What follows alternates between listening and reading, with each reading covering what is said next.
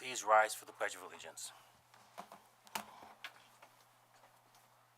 pledge allegiance to the flag of the United States of America and to the republic for which it stands, one nation, under God, indivisible, with liberty and justice for all.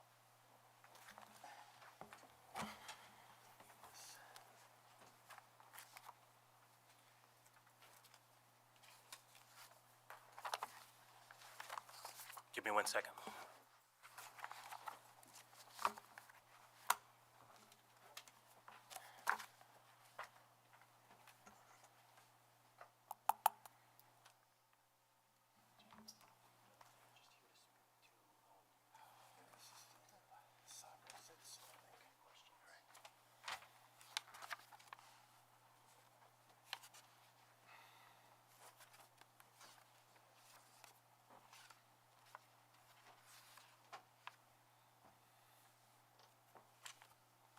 Good afternoon. I don't think we have to go through the ground rules. We know what they are, where the restrooms are, etc. The only comments I have is that tomorrow the Arundecourt Historic Resource Survey will be presented in this room. And I didn't get the time for that. At 7 p.m. tomorrow. And with that, Madam Clerk, will read the roll. Supervisor Evans, Here.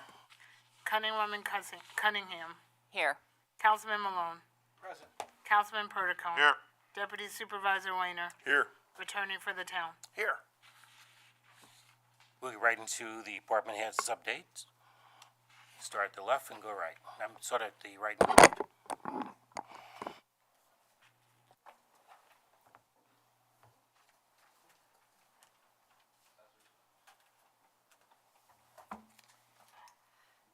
At the counter, answering tax exemption questions, and other than that, we're going forward.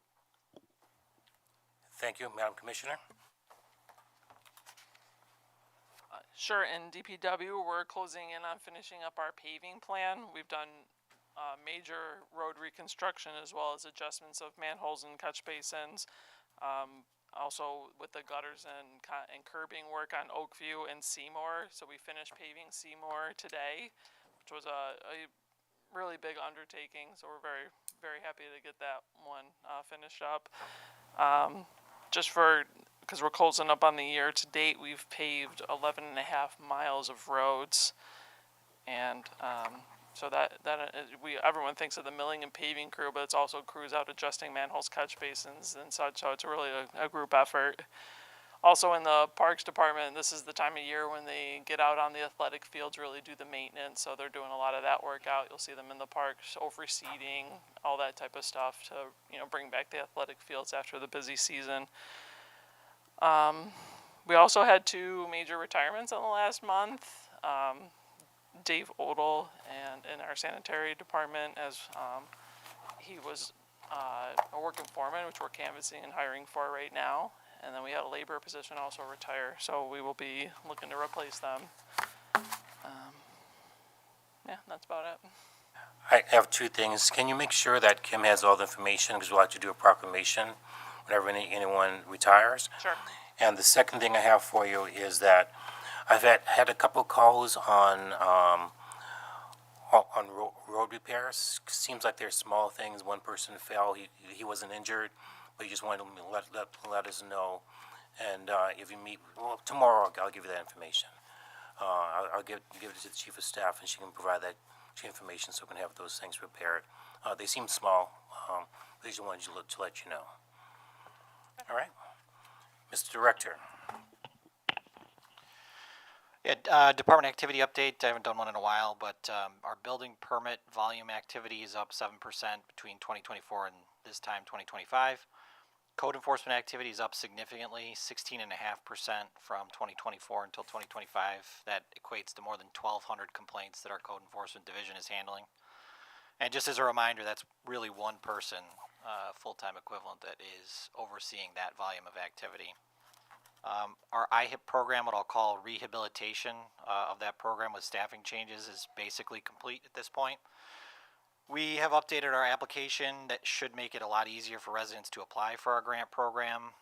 We've also updated and published better internal policies and procedures to increase the efficiency of the program to hopefully get out a greater volume of funding to the residents that are applying. We also have created a document to help simplify and explain our approval process for building permits, planning and zoning board approvals, and really the application process. It's a continuation of our efforts to streamline our operations, create more efficient process, and to cut down on some of the pain points that we do hear from residents.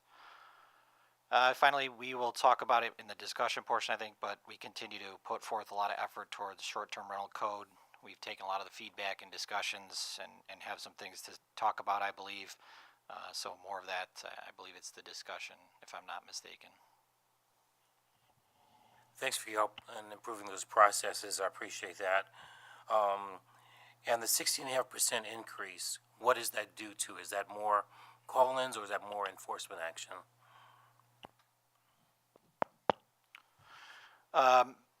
It's across the board, really. The complaints vary, obviously. We've kind of stepped up enforcement action because we've had, we got a full staff in place where this time last year we did not. But the volume of complaints is all that's looking at for data, and it's, up significantly. Thank you, Madam Director.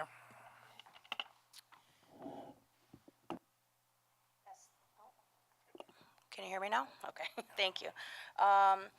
Wrapping up a successful summer season with recreation, with our summer camps, recreation programs, and also special event season, and moving right along into the fall season. So just a heads up about some upcoming events and programs people might be interested in. This Thursday at the Farmers Market is our annual Oktoberfest themed market, which is always a really popular program. We're looking forward to a pretty robust vendor lineup. Music, extra games and activities surrounding the Oktoberfest theme. So looking forward to that. We actually wrap up the summer market season on Thursday the 9th of October, which is our Fall Fest market. And that event is actually in conjunction with a 2-day program that we are hosting called Spooktacular. Where we will have, we'll be creating a haunted house here at the Market Building on the evening of the 9th and the 10th of October. And also on the evening of the 10th, we'll have our movie Under the Stars here at the gazebo.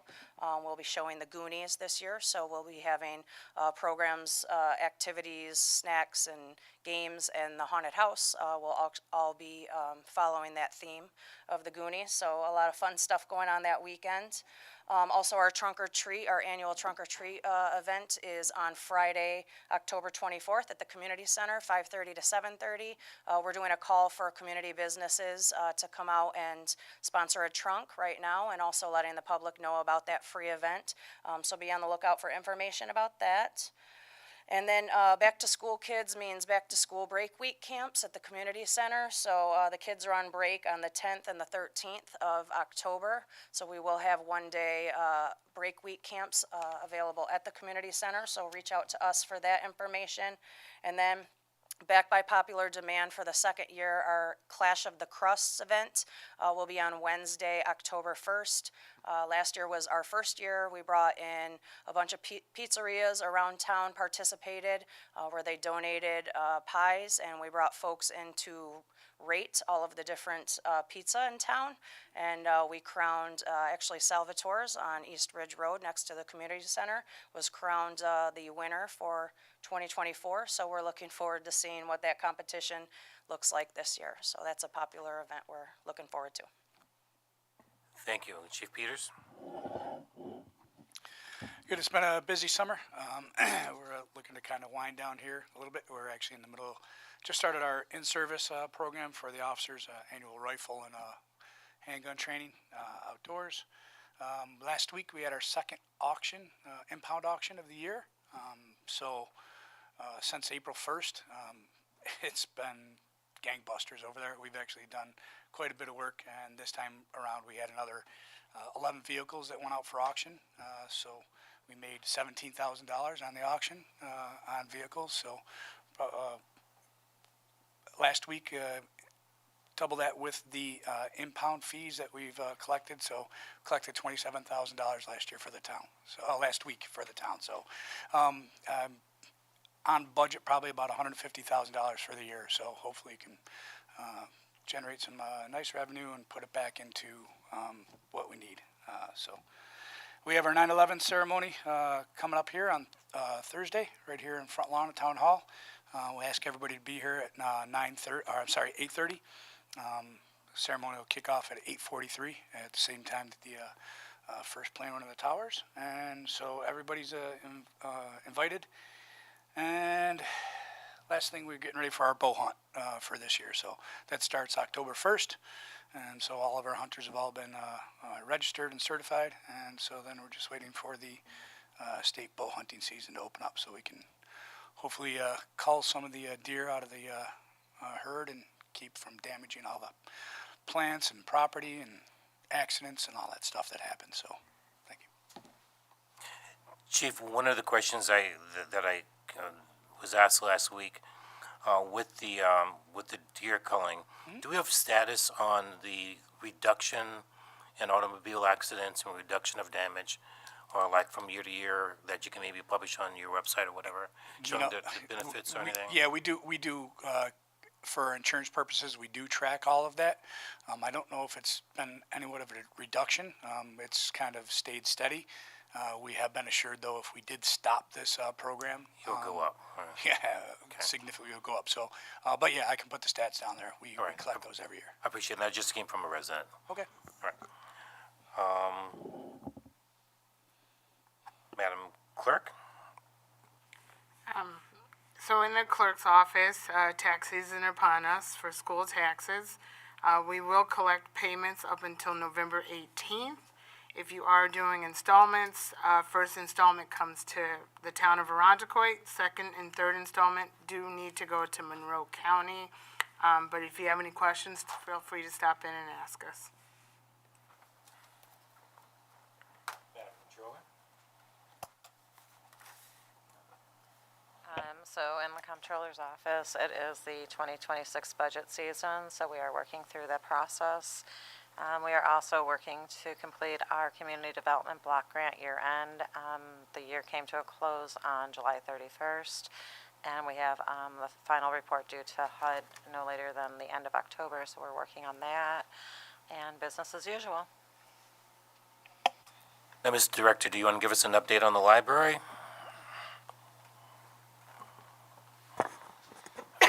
Good evening, folks. I'll be very brief. At the board meeting next week, we're requesting a transfer from the fund balance of the library to the operating budget to cover costs associated with a renovation to the children's library. The fund balance transfer total will be $59,002. Of this money, a good portion of it will be reimbursed to us once we have the grant funds in hand. So it's almost like a little loan to ourselves. $28,200 will be divided among Javen Construction, who will be constructing a stage in the children's library, and the other contractor we'll be working with is Kaplan Schmidt Electrical, who will be rewiring the electrical in the library to accommodate new lighting. We'll be putting a manual on and off switch in the children's library, a network drop, and the purchase and installation of additional lighting fixtures. The remaining $30,802 will be used to put a deposit with Mind the Gap.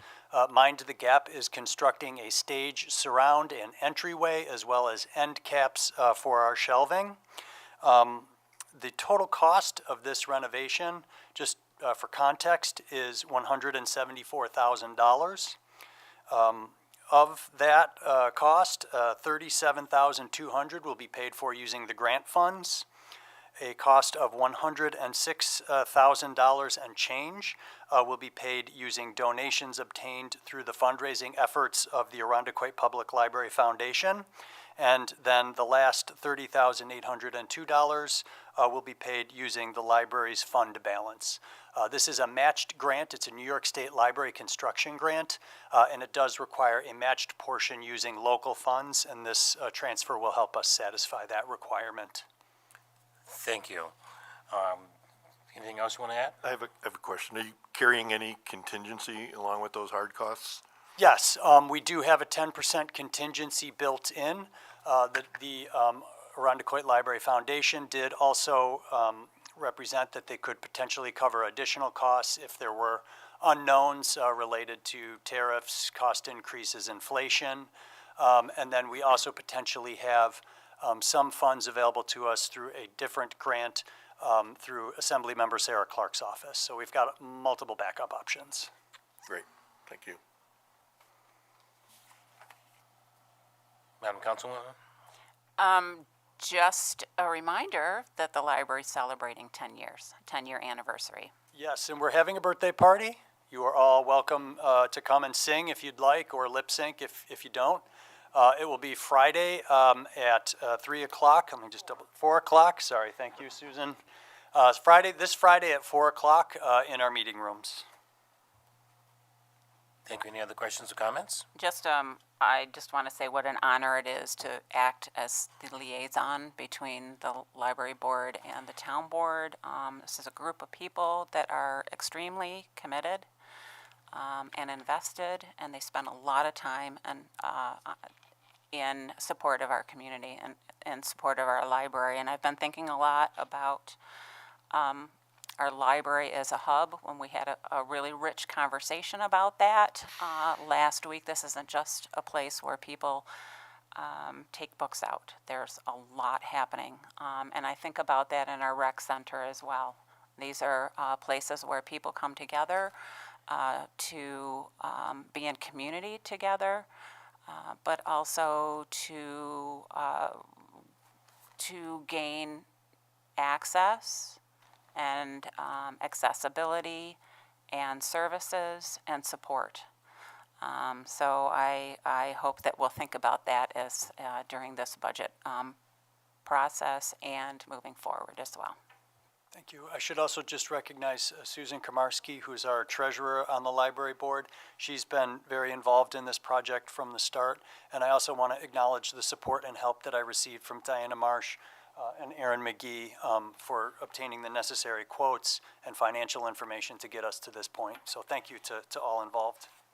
Thank you very much. Mr. Attorney? Yes, so I just want to let everybody know or remind people that office hours will be this Wednesday at 9 o'clock. We typically like to do it before the work session, but it didn't work out.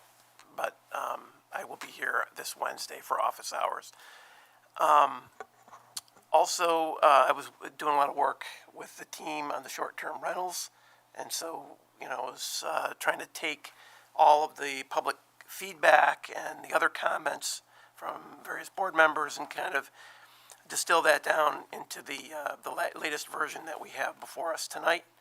And I'm looking forward to discussing that later.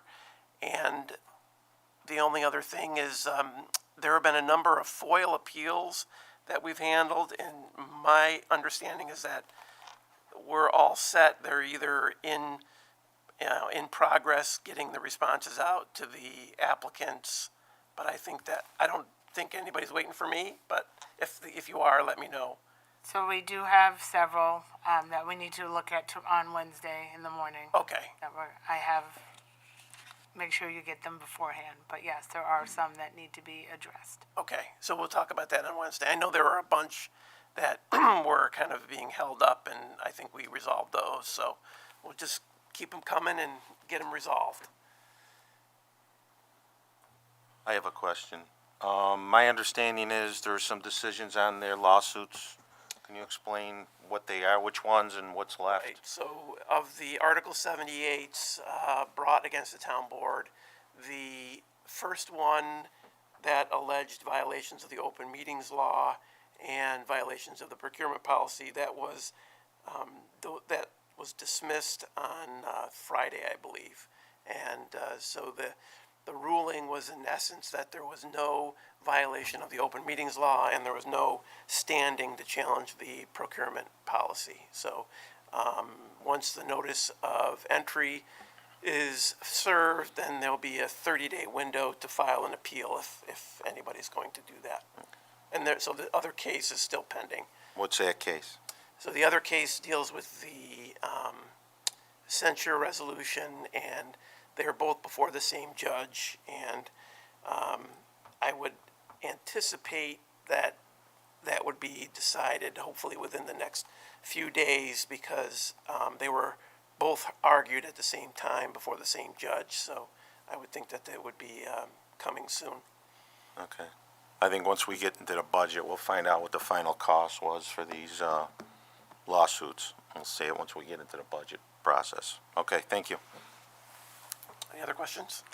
I just had one comment, and more of a congratulatory nature, that Peter, you were named from the Best Lawyers of America as the 2026 Lawyer of the Year for Municipal Law, and we compliment you in that. And for those of you not aware, the Best Lawyers in America is just a group of peers that vote on the best attorneys in their eyes for particular aspects of the law, and you were named Lawyer of the Year. So congratulations.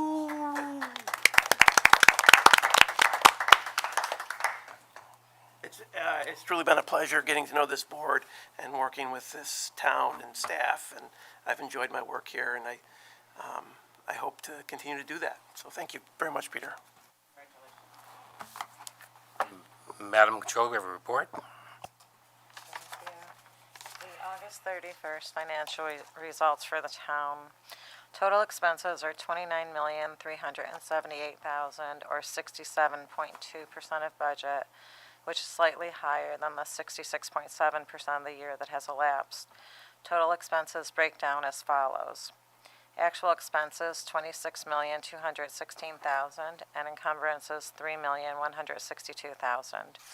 The encumbrances are 7.2% of budget, as departments continue to commit to services and supplies for the remainder of the year. General fund expenses are on par with budget at 66.3%, or $18,729,000.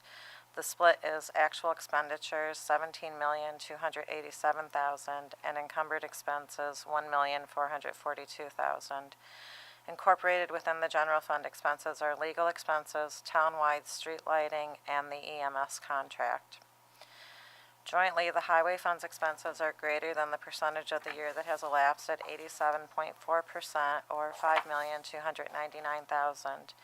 These costs are traditionally driven by salt, fuel, road work and paving services, and materials.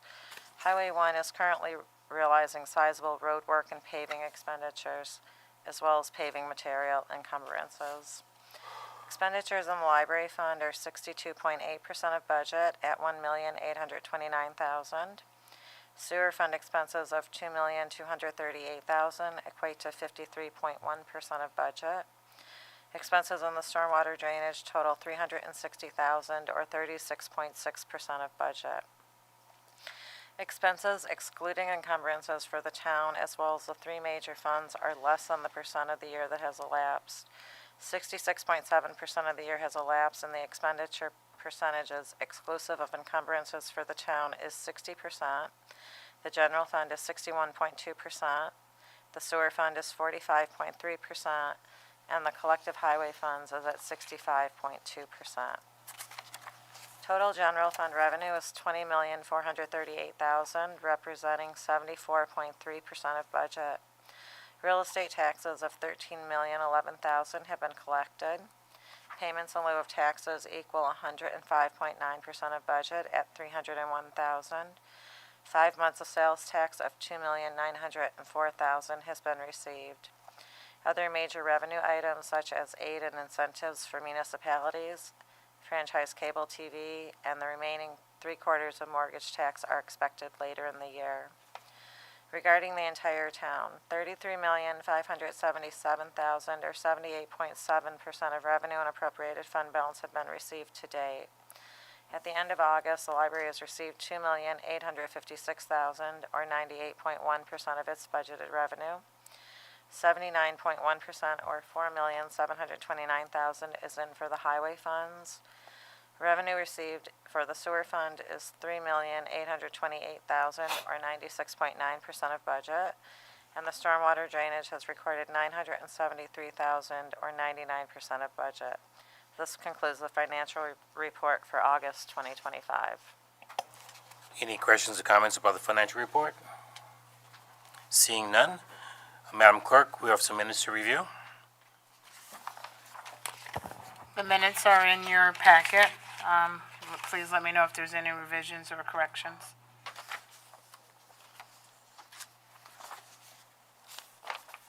We have some agenda items for the September 16th regular town board meeting. We have several items to review. Madam Clerk, read the first item. The first item under appointments is authorizing the reappointment of the town assessor. Do we have a public hearing scheduled, or?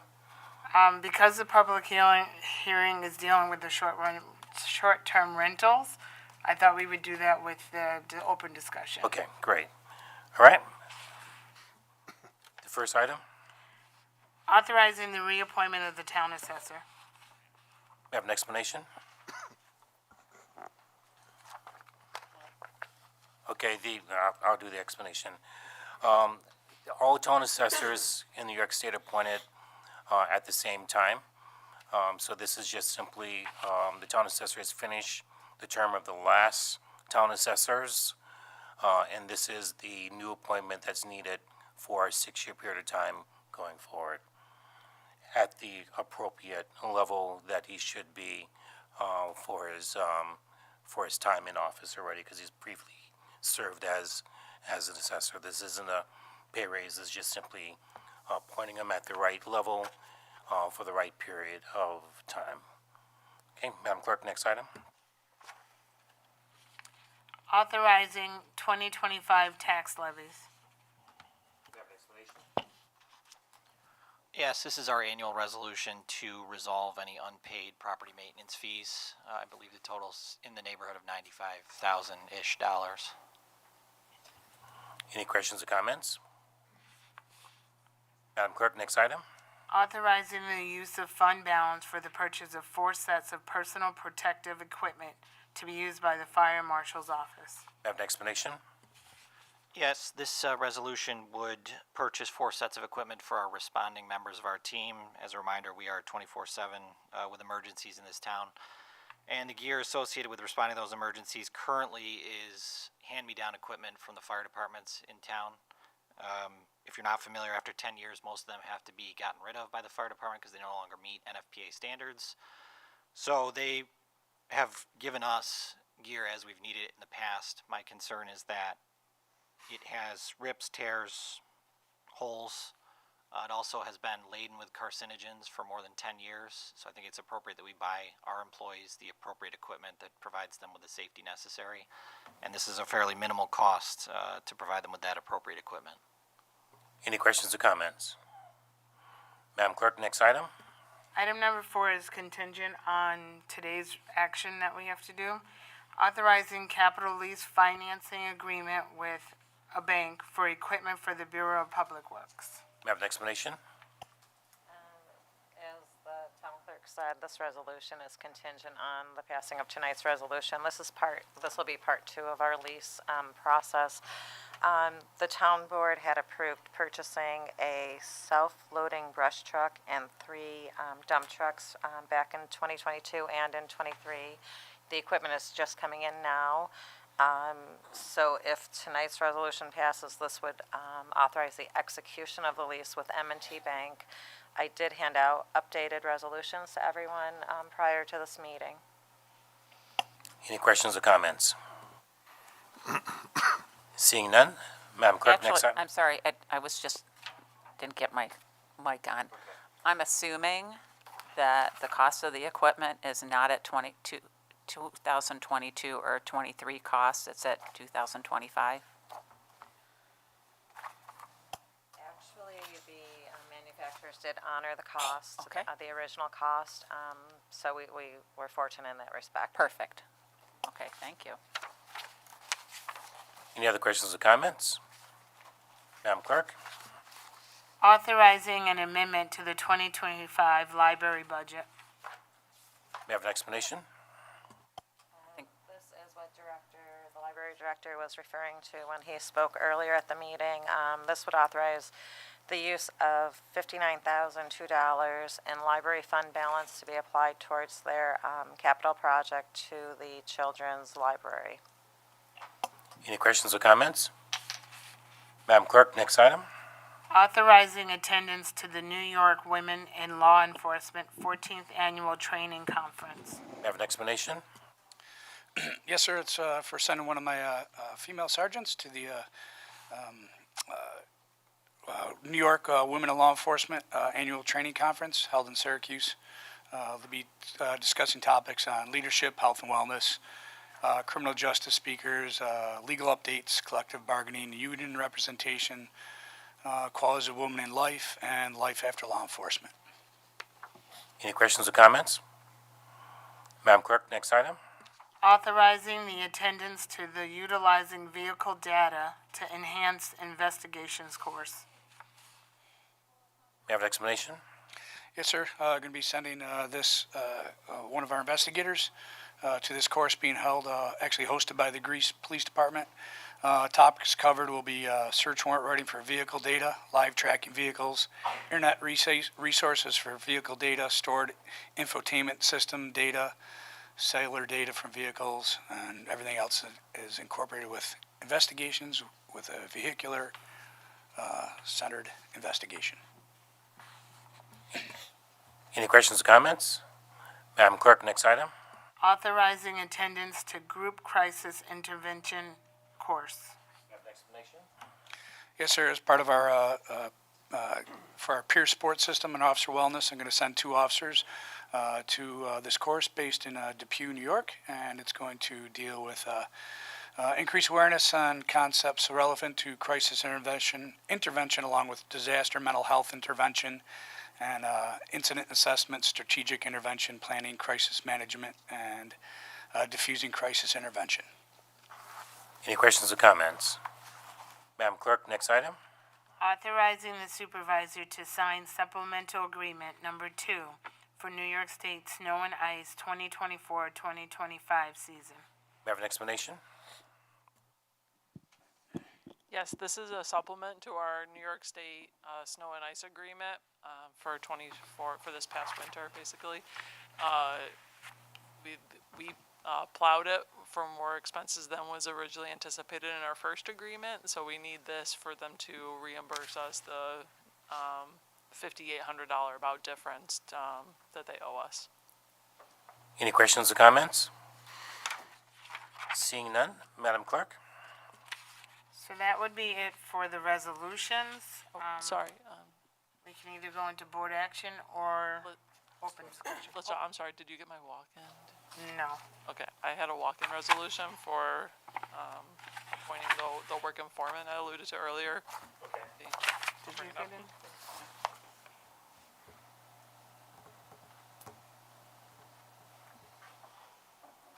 He wants to vote on that tonight, right? Next week. Okay.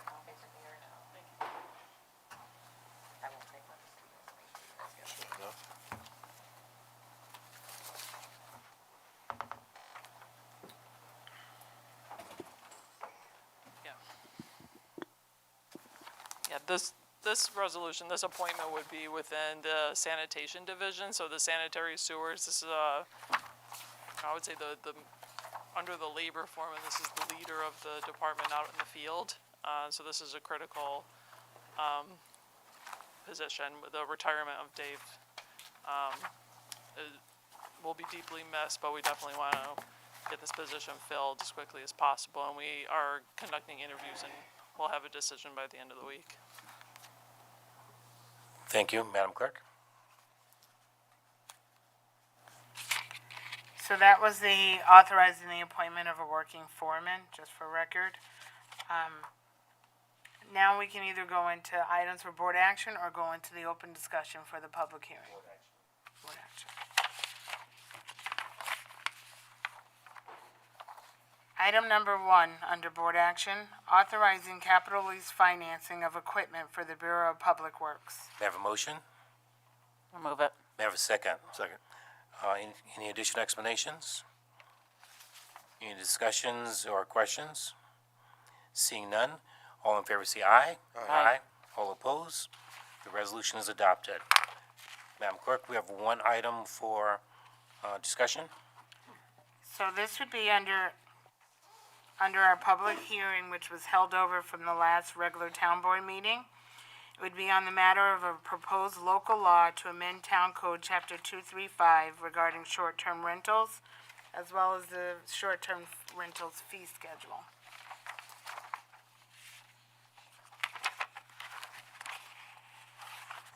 So, Mr. Supervisor, if I can just begin by summarizing, this information was already sent to the board, but really for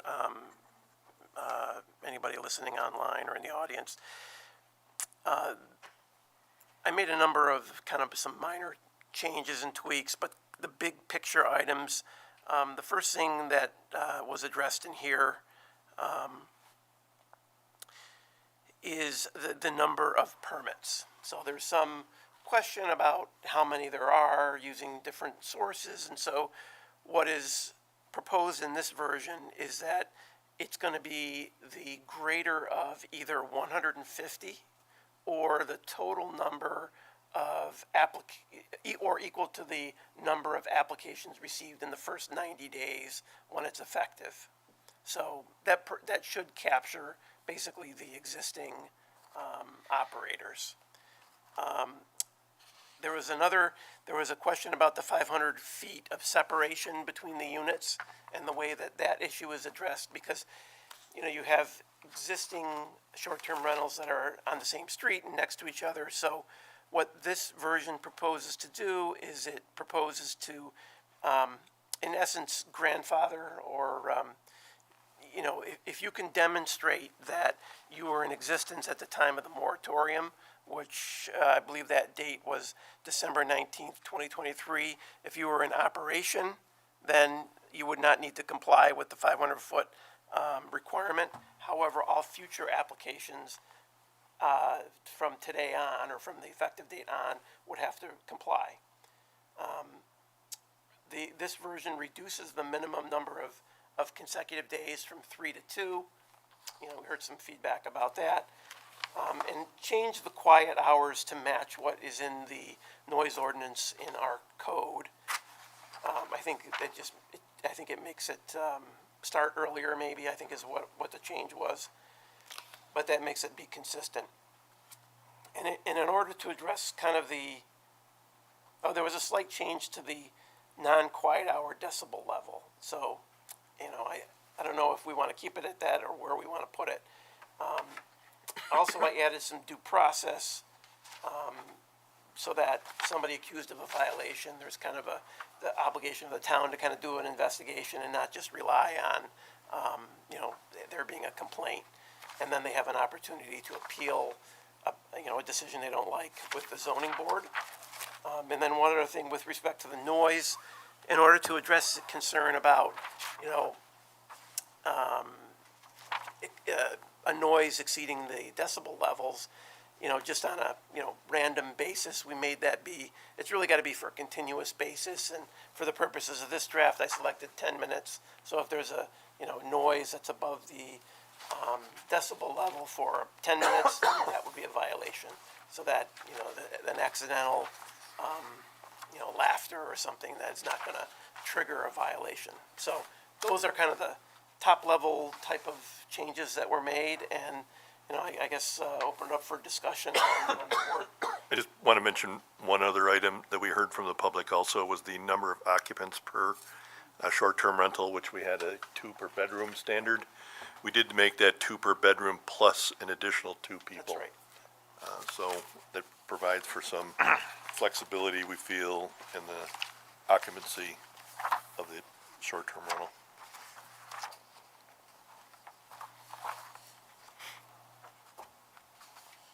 Any other questions or any other comments?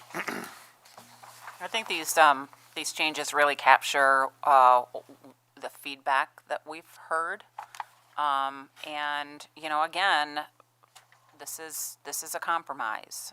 Not everyone is gonna love this. And we're just really trying to listen to all sides. So I appreciate the work that's been done on this and the listening that has occurred. We've gotten a lot of phone calls, a lot of emails, heard the public input, and we will hear more next week. My only concern with this, and you're right, it is a compromise, is a balance between existing businesses, non-businesses, not our personal feelings. My only concern is that we have places like Schnackle Drive that's inundated with too many short-term rentals that does disrupt the neighborhood. I would like to see, I don't like to see a grandfather clause. I would like to see some sort of lottery that's placed in for existing certain neighborhoods that can be identified that has a large number of short-term rentals where it is disrupting the neighborhood, and target, I'm not sure if there's a legal way of doing this, for targeting those neighborhoods to limit the number of short-term rentals where it's just not a neighborhood anymore. It's a commercial lot. We did consider that, but how do you know that the lottery is not gonna, the winners aren't gonna be all the disruptive properties? That was going to be my comment as well. I think, you know, we did talk about the whole lottery system and how to make this fair. The purpose to of the everyone. ordinance is to eventually weed out and then permanently eliminate those that are the bad actors in short-term rentals. And, you know, we do have a fairly rigid set of codes and obligations under this potential law, if we enact it, where those that are causing the disruptions will be fined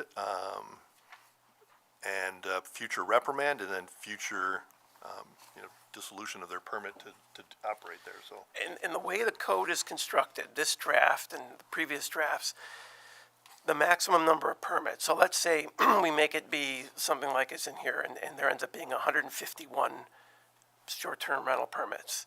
If somebody else wants to come and open up a short-term rental, they're not gonna be able to do it because we've already set the maximum. That means also that none of these are gonna be able to be transferred because we have restrictions in there that they're not supposed to be transferred. You need to apply for a new permit. But if there aren't any permits available, then that's gonna, over time, cause the number of short-term rentals to decline, which is consistent with the town's goal of kind of keeping and restoring a residential feel and a neighborhood feel, while at the same time, not immediately putting everybody who's doing these out of business. Any other questions or comments? No, I just want to thank you. I mean, this has been a lot of work. So I like what we finally see here to the end. I think it's done well. But I'd like the 150, and, we'll take it from there, see what flushes out of that. But some of the neighborhoods, there are some bad ones out there. Those are the ones that we're going to probably eventually weed out. But I think some of the neighborhoods that are overflowing with some of the rentals, I think we're going to have to, they'll be fine down there. I think they're going to abide by this now that they have some rules and regulations to go by. I think they're going to, buckle up and make sure that they abide by all the rules.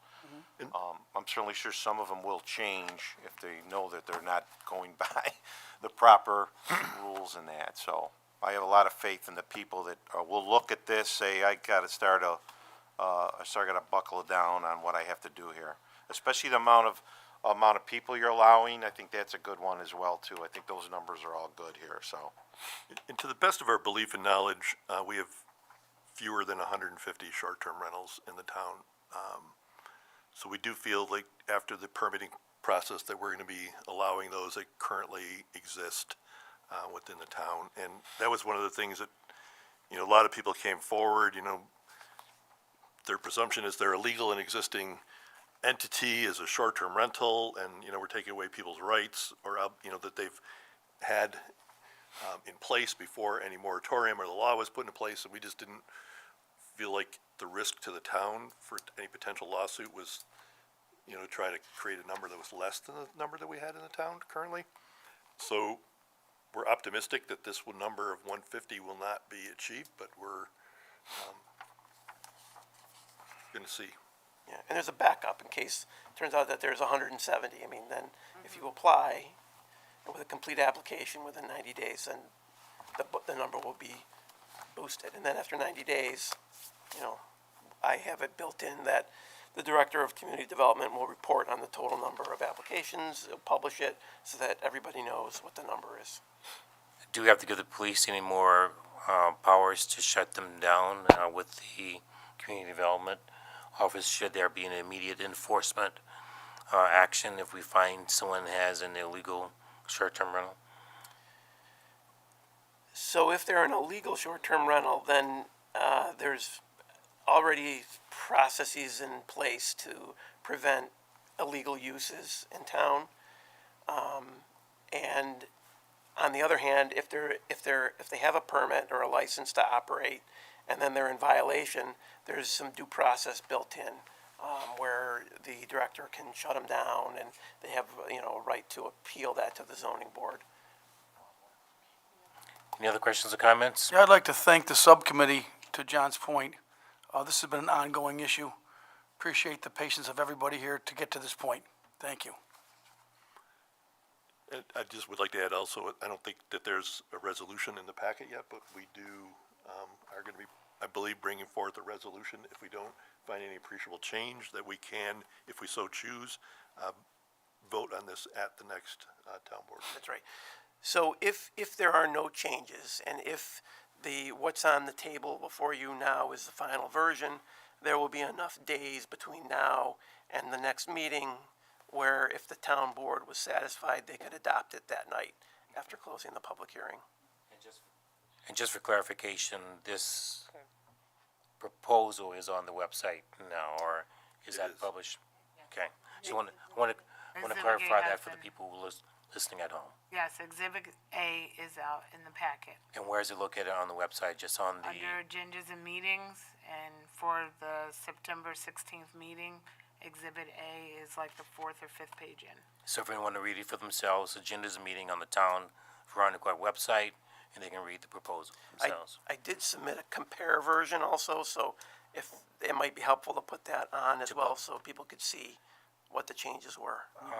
So you want both of them posted separately outside of the packet?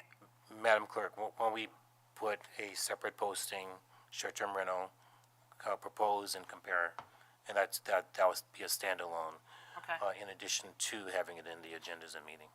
okay. And just for clarity, so people understand, the compare version will compare the present version to the version that was in play at the beginning of the public hearing. So there'll be a continuation of the public hearing where they can address the changes, and then, should the board decide to do so, they could adopt it. But just so that they understand what's being compared to. So upon its adoption, then the process starts immediately, permitting and everything, as soon as we get Yeah, adopted. assuming that we have all the software Right. in place, and we Okay. have to draft up the application, it would be effective once it's Once, filed. to get to that point. Yeah, Okay. once it's filed with the Secretary of State, which is like a day or two Yeah. after. So anybody with a short-term rental, pay attention, you gotta come in. So we if know. that is the board's wishes to move forward and put this in the packet, we also should probably discuss the software as well as fees associated with application, because those are two items outstanding also. Now, the software we did demo with IT, a company called Deckard Technologies, they specialize in this. The town of Greece utilizes it. They provide us with a suite of data that is all-encompassing at a nominal cost. So as we've kind of talked about what this would cost the town, we've built it around that. I believe IT is ready to move forward with a resolution with that, if that's the wishes of the board. Really, the outstanding discussion point would be the fee associated with the application. I did receive a suggestion from a resident that I thought was good, where we break down an initial application fee and then a permit fee. So in the event that they were denied their application, they would still have to pay a fee associated, but wouldn't pay the full suite as if though they were getting a permit. Okay. I would say you get everything prepared for the next meeting. To include the resolutions for IT. Any other questions or comments? Seeing none, the town board next meeting is September 16th at 7 PM. This concludes the workshop meeting for September 8th, 2025. May I have a motion to adjourn? Moved. May I have a second? Second. All in favor say aye. Aye. The meeting is adjourned.